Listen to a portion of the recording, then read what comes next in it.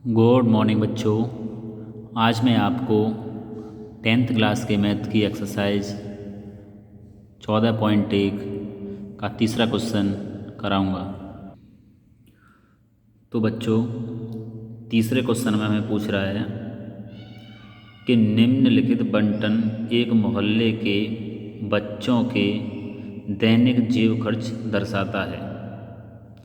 माध्य जेब खर्च 18 रुपये है, तो लुप्त बारंबारता f ज्ञात कीजिए। तो हमें बारंबारता जो दे रखी है f, उसका मान निकालना है हमें। तो दैनिक जेब भत्ता ये दे रखा है हमें रुपयों में, और बच्चों की संख्या दे रखी है हमें ये, और इस सवाल हमें माध्य भी दे रखा है पहले से। तो हमें केवल बारंबारता f का मान निकालना है। तो इसके लिए पहले हमें एक टेबल तैयार करेंगे। तो टेबल के पहले कॉलम में हम दैनिक जेब भत्ता जो दे रखा है इसे हम लिखेंगे, और दूसरे टेबल में लिखेंगे हम बच्चों की संख्या यानी f का मान। तो आइए टेबल तैयार करते हैं।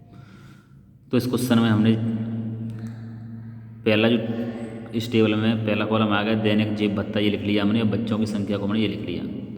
बच्चों की संख्या इसको हमने f माना। अब इसमें क्या करेंगे, f1 मानते हैं इसमें हम।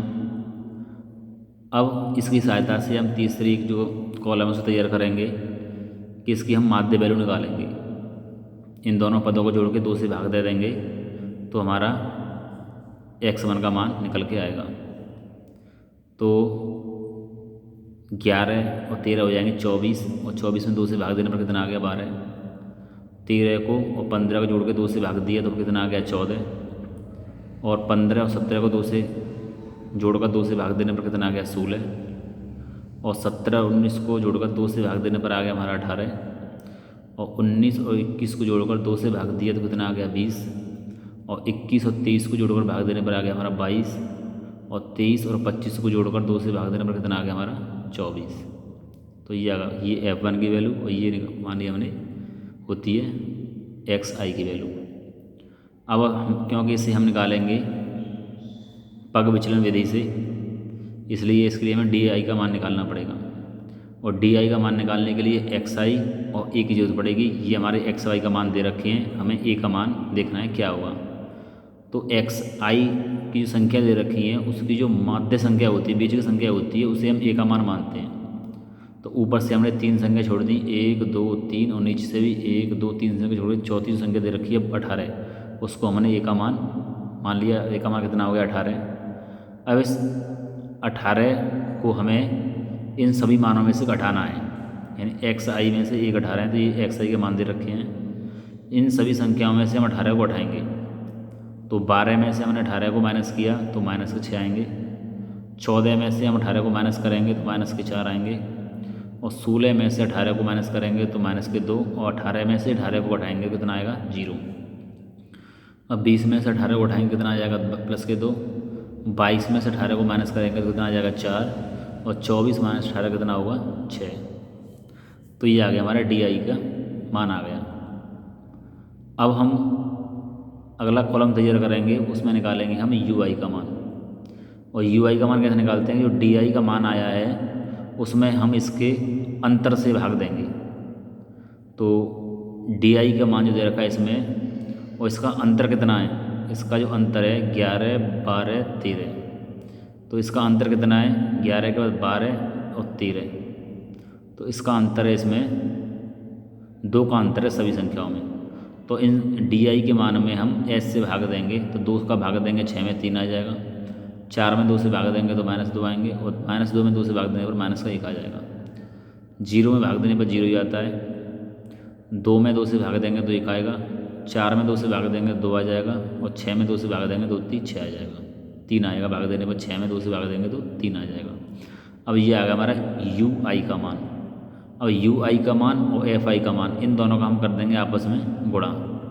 तो 7 का हम 3 गुणा कर देंगे तो 7 21, 6 का 2 में गुणा पर 6 दूनी 12, और 9 का 1 में गुणा करेंगे तो 9 एकम 9, और 13 का हम 0 में गुणा करेंगे तो 0 ही आएगा, और f का गुणा कर देंगे हम कितने में 1 में, तो केवल f ही आ जाएगा, और 5 दूनी 10, और 4 थी 12। अब हम fi और ui के मान को हम जोड़ेंगे, तो इसमें fi ui हम सिग्मा लगा देंगे तभी हम जोड़ेंगे। तो सिग्मा लगाने पर सिग्मा fi ui, तो इसमें हम जोड़ेंगे तो कितना हो जाएगा 21, 12 और 9। 21, 12, 9 को जोड़ेंगे तो कितना हो जाएगा हमारा कि 9 और 1 10, 10 और 2 12 के 2 हो जाएंगे, हासिल 1, हासिल इसमें जोड़ देंगे तो 2 और 2 4, माइनस के कितना आ गया 42, और 12 और 10 कितने हो जाएंगे ये 22, तो 22 को इसमें से घटा दो तो यहाँ बच गया 0, और 4 में 2 जाएंगे, 2 बचेंगे माइनस के, तो हमने लिख दिया माइनस के 2 आ गए यहाँ पे। और f को जोड़ देंगे तो हमने इसमें f और जोड़ दिया, तो सिग्मा FI/UI का मान कितना आ गया -20 और प्लस के f।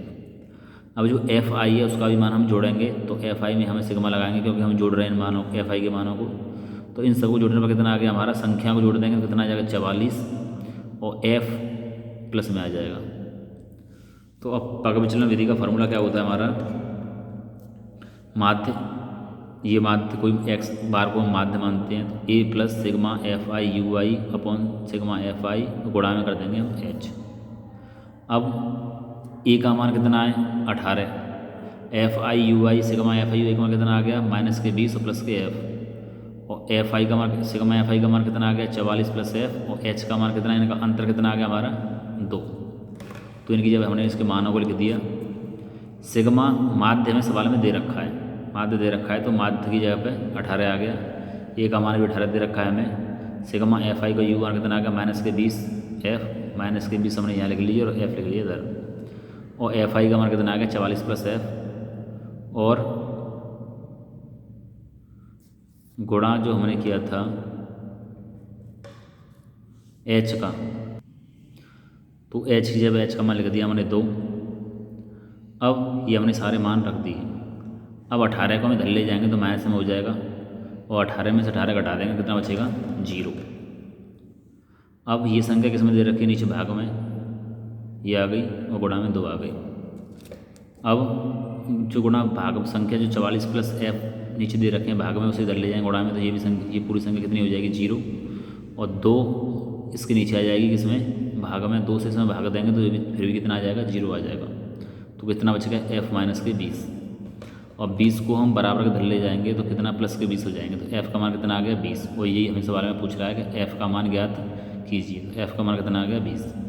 तो बच्चों ये सवाल कंप्लीट हुआ, इस सवाल को अपनी नोटबुक में नोट कर लें और इसका रिवीजन करें। ओके बच्चों, धन्यवाद।